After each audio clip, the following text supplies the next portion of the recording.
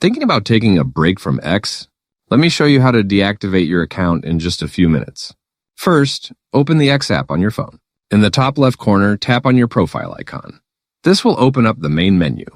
Now, scroll all the way down until you see Settings and Privacy and tap on it. Inside the settings, choose your account at the top of the list. Here, you'll notice an option that says Deactivate your account. Go ahead and select it. Take a moment to read through the information on this page so you understand what deactivation means. If you're ready to continue, scroll down and tap the red Deactivate button at the bottom. The app will now ask you to confirm your password. Type it into the box provided. After that, tap on Deactivate again. A confirmation pop-up will appear. Just press Yes, Deactivate to finalize the process. In a few seconds, you'll see a confirmation message letting you know your account has been deactivated. And that's it. You've successfully deactivated your X account. If this walkthrough was helpful, make sure to like the video, subscribe for more simple tech guides, and turn on the notification bell so you never miss out.